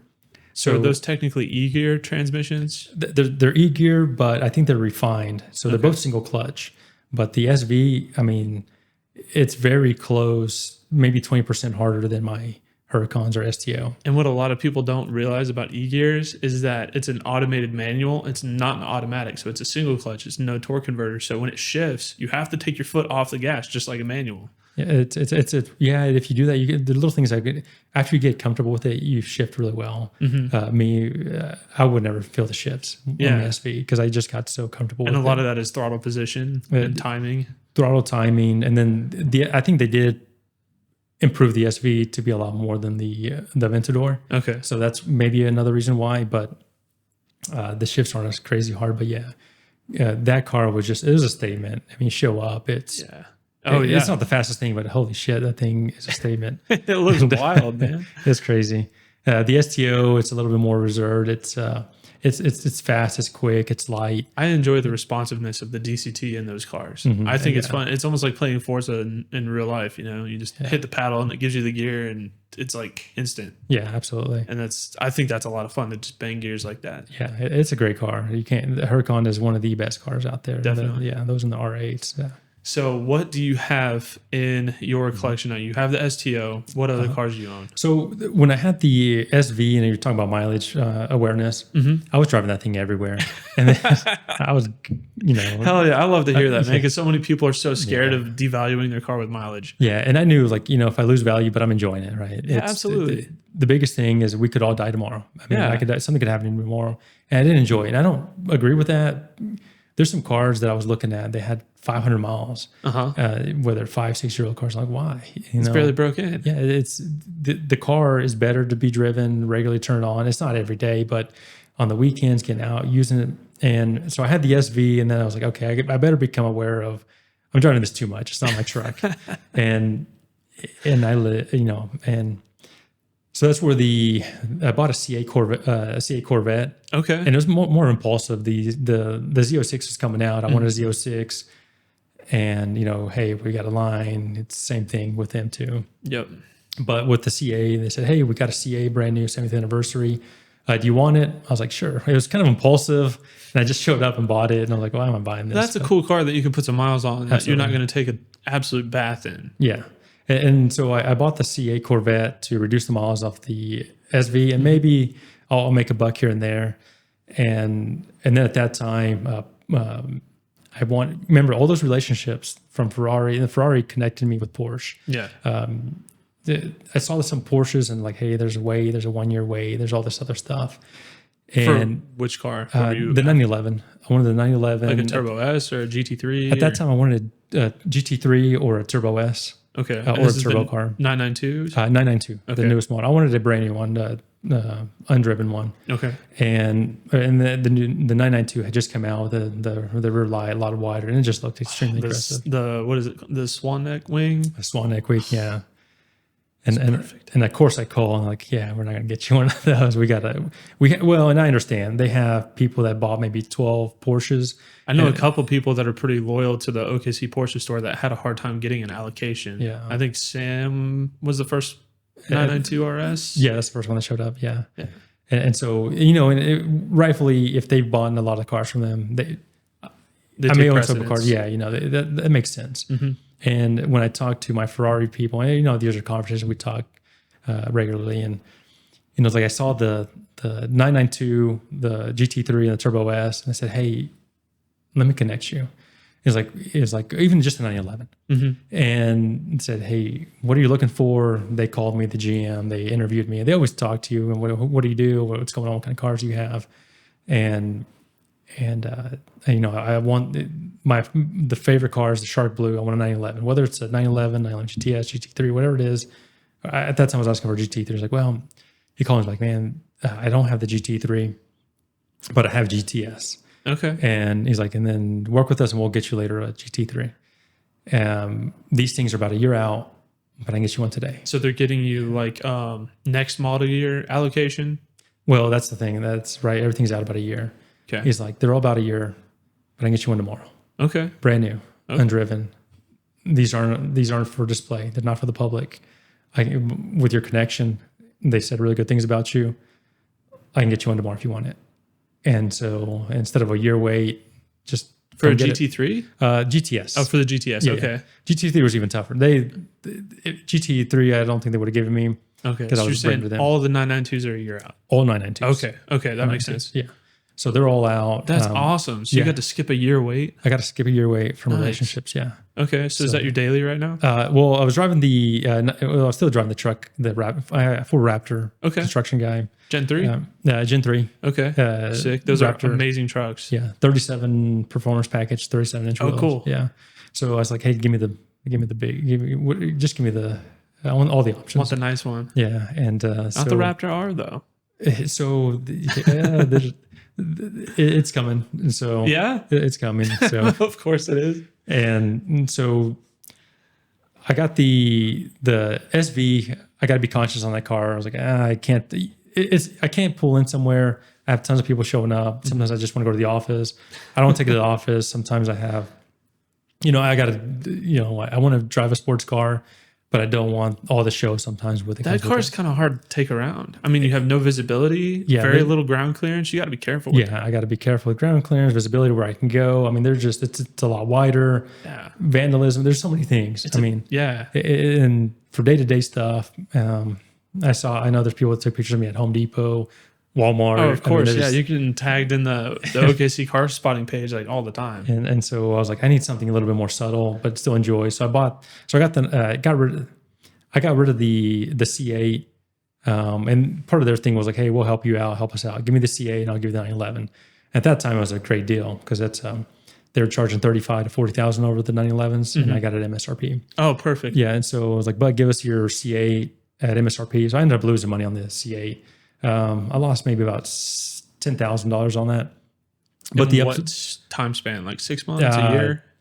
5 months. Okay. So 5 months, and I could have sold it for another 20, 25, 30,000 because I was in a good position on that car. You just have to pay money to get that rapport. Yeah, and I was like, you know what? Part of the game. Yeah, I could sell it outright and make 20 grand on it, or That's a $10,000 investment to get you closer to that GT3. yeah, and that's what it was. So I was like, yeah, that's fine. I'll take a loss on it because I had paid more than MSRP. It was more of an impulsive buy. I just bought off the lot. And I've done it. So I had that car, and then the GT. I had the GTS 911 GTS as more not daily, but it was more to beat around if I could. Because sometimes when you ride with the guys, dirt picks up gravel, and you don't want to have the SV get that kind of punishment. Sometimes you just want to go fast and go have fun. Yeah, you can throw some clear bra on it and not stress about it. Yeah, and not If be you too have to worried. touch it up, it's not like where if you touch up or respray part of an SV, that's a huge deal. That's a big deal. Doing on a 911 GTS, Yeah, and so I had the 911 GTS, and then that's where the STO came in. And at that time, I had the SV, the 911, and the STO was on this way.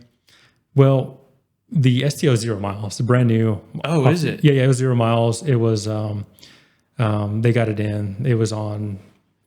I don't know if you watch TikTok or Instagram, but Thatch, he's a big real estate guy. Okay. He was doing a TikTok on, hey, we got this STO here. They're asking $100,000 over this thing. And and that's the car I ended up acquiring. Oh, cool. It's like, hey, this is the car we got. Same thing, we're asking a big premium for it. But part of the thing to get it, 0 miles, I was like, well, I'm going to get this other car. I'm going to have the 911. Didn't have a ton of miles on it. I've only had it for 6 months. Okay. And now I'm going to have the STO, the 911, plus I got my truck. And another car, just the daily stuff. And I was like, what am I going to do? I was like, I drive the 911 to beat around, have fun, go to the store, more casual, go to the office. But the SV is like, STO is it is a little more subtle, but it's still very aggressive. Yeah. And I was like, I don't think I need both cars. And so I moved the 911. I sold that. So you didn't trade the SV for the STO? No, I did trade the SV for the STO, but then I still had the 911 in the garage. Okay. So the 911, I was like, I don't need it because then I have 2 brand new cars. Right. And sometimes I wouldn't even drive one car because I have more than I can drive. Yeah. And so at that time I was like, well, I'll drive the STO with the guys. I'll drive it to beat around. I'll drive, things I want to do with the SV, I'll do it with the STO. Not as aggressive with the 911, but there's no need for me to have those 2 cars. And I was going to end up preferring the STO. The 911 is a great car, but the STO it's still on a whole different level. Oh, definitely. Yeah, and how it grips, how it handles, it still has. 911 is massive bang for your buck, but it's still not the same. Right. And so I was like, well, I don't need the 911, so I got rid of that. And while I wait for some other cars to come in. Okay. And then the STO, I could have it any day, or the SF90. So I was like, well, I'll just try the STO. And so now I just have the STO, my Raptor. I have a 1980 or 70s Mercedes SL 380 I bought. That's so cool, man. I love those. Those things are, the body styling on them. Old Mercedes is just amazing. Yeah, that was kind of a perfect Sunday car. Yeah, I was like, well, I'll drive it. I drove it once, and now I'm like, I was like, I don't know. And I had fun. Now I'm already ready to move that car. So it's gonna be, if you were looking for an SL 380, I think, top down. It's a fun car, but just taking up space. So I'm gonna buy something else. Yeah. I have something else coming in, so I'm just gonna move that already. So you went from, I guess I can afford a Huracan, to now juggling a fleet of supercars. Yeah. Trying to figure out what you want to drive and making sure you have your garage bay is filled with something that you are going to put miles on. Yeah. That's crazy how you've gone to. And do you ever look back in retrospect, how the hell did I get from considering a Lamborghini to having 2 Lamborghinis, a Porsche, a Mercedes, a Raptor? Do you ever look at how the hell did that happen? It is crazy. I do. Sometimes I gotta, I can go in through my normal door. I can sometimes open the garage and go through there. I was like, no, open the garage to remind myself. And it's just, it's now just hard work, more goals, keep pushing, keep fighting. And it's sometimes surreal. The bad thing is sometimes you get, some of the stuff doesn't surprise me anymore. And you see a lot of times the big CEO that has the beach house, they worked for that multi-million-dollar beach house, but he's not enjoying it because he's looking for the next big thing. You become desensitized to a point. That's Yeah. working with Elliot has done that to me. I drive 720s and Huracans and stuff like that all day. And now it's like I go to car meets and everyone's super excited when something pulls in. And I'm like, oh yeah, I've driven a couple of those. Yeah. It's just it's not fun anymore. Yeah, that's it's of course it's still, I'll forget sometimes. I was driving in the SV one day and somebody just kept looking at me. I was like, man, because you get used to it. You forget that you have cool stuff. Yeah, and then people were coming to me like, oh yeah, I'm in the car today, and you get used to it. It's pretty, it's fun. I like to share it. If I was a kid, I never saw a Lamborghini when I was a kid. Right. And when you see the kids' faces light up, they're on the window, they're on the glass, their mouths are open, excited, they're taking photos, the parents are excited. That is the best feeling. It is a crazy good feeling. And if I experienced that as a kid, so it's neat. I love doing that. I remember for me specifically, there were 2 defining moments where I kind of got to have that myself in the C7 that I had. So Jared Holt, he's putting on those Cruising Oklahoma events. This is maybe 2.5 or so years ago. We were going through a small town, and as I was going through there, I saw they had all these kids out there, all these families that come out of their houses to see all these cars go through. And I remember just putting it in neutral and just revving the hell out of the car because it had headers and it was almost straight piped, so it was deafening.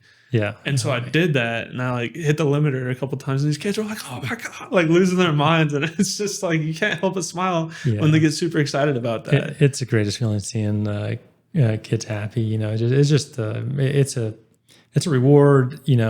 I was able to work for that, let them see it. It's fun. Yeah. So it's been a blast. Right. And then there was another day I got to drop my son off. I have a 9-year-old son, and took him to school in the Corvette, and everybody was like, "Oh, look at that." Because this is East Edmond. Wasn't a particularly like nice area. But all the teachers were like pointing at it, and all the kids were freaking out. And That's of course it's loud. So yeah. Man, the cars are so much fun. And so now it's hopefully just kind of keep scaling the whole businesses and keep growing. And, there's the dream cars, and hopefully we'll just kind of keep getting after it. But man, I'm loving it. I love cars. It's a great way to get with your friends, get a group of guys, de-stretch, just go on for a cruise. Absolutely. And so I love cars, and I won't say like an addiction, but it's you want to keep pushing. Yeah, it's a great passion. It's a great hobby. The hobby just got a little more expensive, but it's a lot of fun. But it's kind of cool too, because as it becomes more of just an interest, like from the financial aspect too, you do have an opportunity to kind of capitalize on sort of, the market and the value that these cars hold as well. So it's not only is it a fun game where you get to go drive these cars, but you also get to play with the analytical side of it as well, and make money on these deals and continue to, grow from that too. Yeah, absolutely. And the relationships, the business, everything on that. Yeah. The networking aspect from working with the dealerships and everything. Yeah. It's so much more than just going for a fun drive. Yeah. Yeah. It's grown to a whole new thing. Everybody needs to own a Lamborghini. Get after it and get hard. It improves the value so much, and the network and the business. I mean, 100%. And the other people, even when I go to Ferrari down there, other business people. I mean, these are people that, even I was talking about $500,000 car. I mean, they're buying, for them, $500,000 is like $1 to me. And it's crazy the amount of money some people have, and they're nice, they're polite, they're not arrogant. They're asking me what I do. I was like, hey, I got some projects going on. We got a team. We got to just, I'll send you some business or anything else. This is what I do. And those relationships are really good. And that's where I would say I have enjoyed the Texas market area. And from the relationships there, everybody wants to see you grow.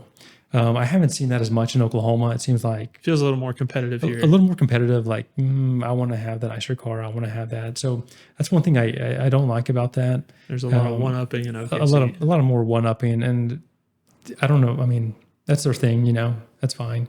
They're doing their thing. I'm doing my thing. Yeah. And so if they want to put themselves in a bad position to keep up with you, it's almost like kind of funny to watch. Yeah. And it's like, why are you doing that to yourself, man? Calm down. Live within your means. Just because, somebody can have like, I'm trying to think, like somebody could have a $30,000 C6 Corvette and go, on a cruise with you in your SV. Like, it doesn't matter. Like, you don't have to be in the same tax bracket to be friends. Like, cars are cars, and it's fun for everyone. Yeah, it is. But yeah, so, I love cars. I expect to continue to grow with that. And so hopefully now it's leading to more of my business is consulting. I do consulting as well, because I get so many, here's one thing. I get so many messages, calls, mentorships, and so forth. I'm expanding that a lot more. I already do consulting for people that on the real estate investment side, business side, finance side. There's so many things, whether even just coaching, and I'm going to start making it to a platform where I can help a lot more people with that. That is fantastic. So I'm going to do that, and some of it's going to be, I'm going to start doing a little bit more on social media. Unfortunately, I get so many messages that I can't reply to everybody, and they're just too much. But I already do consulting for a lot of these people that are asking me, hey, so hopefully I can help them out, and it's going to be. So hopefully that's going to keep growing, and I eventually plan to maybe be a little bit less involved in the businesses and do more consulting and just be overwatch on everything. Like appoint CEOs to your businesses, let them run themselves, and then you focus on that. Yeah. I think consulting is honestly probably one of the best ways you can give back, because like I mentioned before, trying to bridge the gap of like getting into my first single family property, like starting ground up, like how do you approach that? How do you attack that? Like so many people want to make this move to start transitioning into financial independence, getting away from their 9-to-5, but just connecting the dots. Like you just don't know what to do with it. Absolutely. Yeah. And there's so many things you can do and do wrong where, a lot of business owners, a lot of real estate investors, I mean, there's people that I bought properties from that lost a lot of money. And why have that learning curve when they can just, hire me for those services where I can consult them? You've done it. You've learned all the lessons the hard way. And so that's where I'm like, well, I can educate, and I've been working on it. I'm going to be later posting it on my Instagram as it keeps growing, where I can help people with certain things. And then one, it helps me provide my services worldwide. And then also one-on-one, more coaching stuff that somebody wants to, similar things, right? People consult me like, hey, this is what I need help with.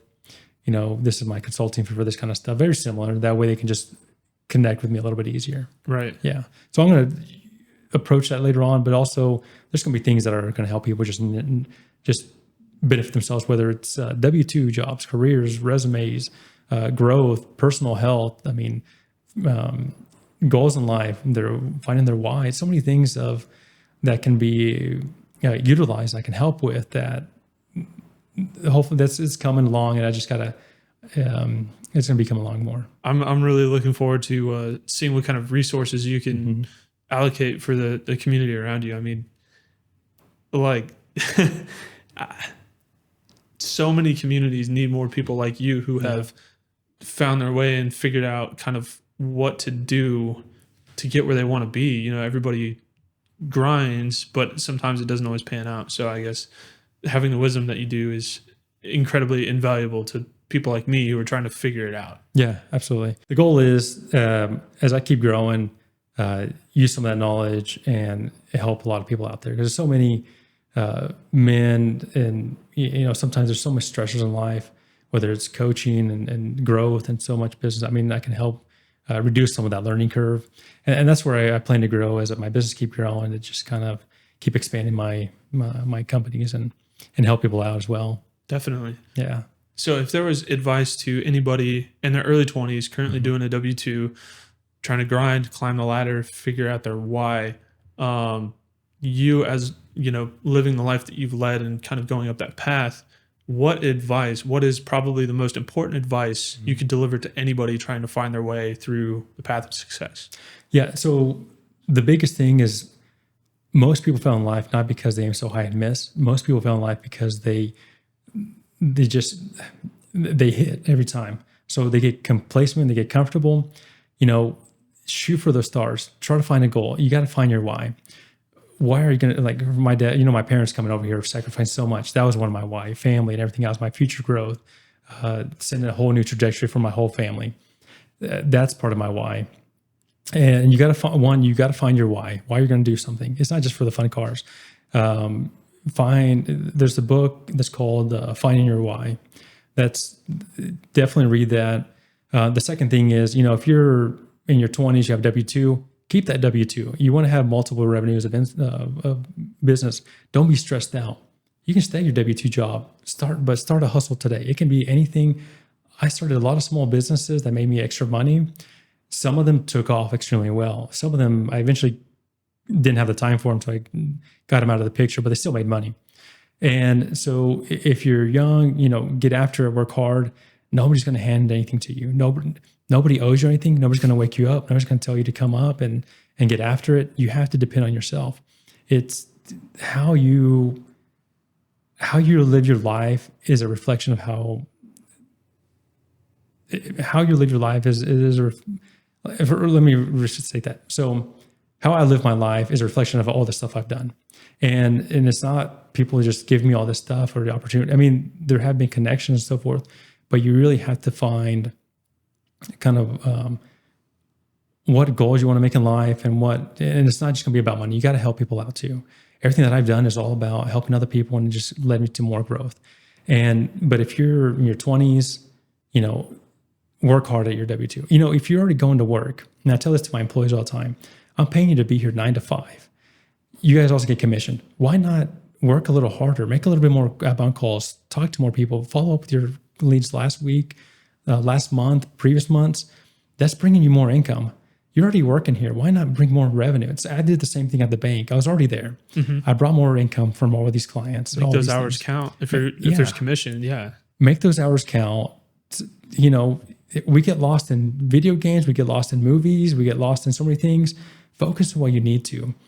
It's been a long time since I've watched just a Netflix show or or TV, sports. I mean, you can really get involved in your fantasy football leagues, everything else.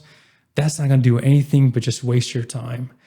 Put your effort, start a small business, start learning the trade, find something on YouTube, and really start elevating yourself. It's fun. Sometimes it's good to get a break, but you can't, it becomes addiction. I mean, you got to really focus on things, focus on yourself, because once you have all that, it's all going to come very easily, right? Whether it's career, women, whatever it is, grow, put your effort into it. Nobody's going to push, nobody's going to make you do it. You got to do it yourself. But yeah, have your W-2, start doing something, find something to do. Nothing is get rich quick. You see all these things about get rich quick tomorrow, buy this, do. If you wanted to do that, there was crypto, but you already missed out. Yeah, crypto. Crypto. I mean, I do real estate. I got into crypto. I'm not going to get back into crypto. If I do, it's just to throw money away if I need to. Scary. It's a different topic on that, but right, there's investments and speculation. Right. I'm speculating it's going to do better or it could be worse. That's not an investment. I'm not going to get into that. There's people that make good money on it, a small amount. Watch out for the get rich quick stuff, the Amazon, FBO, all that stuff. It does work, but not everybody. So just got to be careful. And it's ultimately going to be hard work. And don't be scared to get dirty. You can start, landscaping company. You can start trimming trees. You can start cleaning driveways, start laying brick, all the carpentry, trim work. Next thing you know, you're an expertise on that and you have a small business. So you don't have to go to college to be wealthy.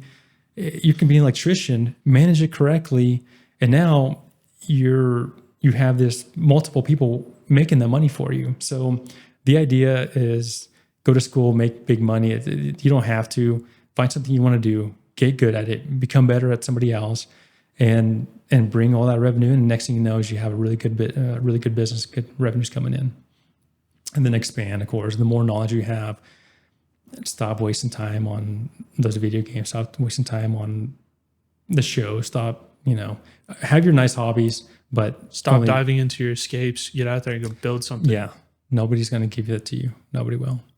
Well, thank you so much for taking time out of your busy day to come here and hang out with me for 2 hours. I really appreciate it. And hopefully all my viewers found some good value in the words of wisdom that you had to share today. And honestly, I do appreciate you taking your time, because I know with all the stuff that you have going on, all the real estate, construction, all that, having to put out fires on your phone as we're going through this. Well, it means a lot. Absolutely. Thank you so much for being here. Absolutely. Thanks, Seth. Thanks for having me here. All right. Thanks, man.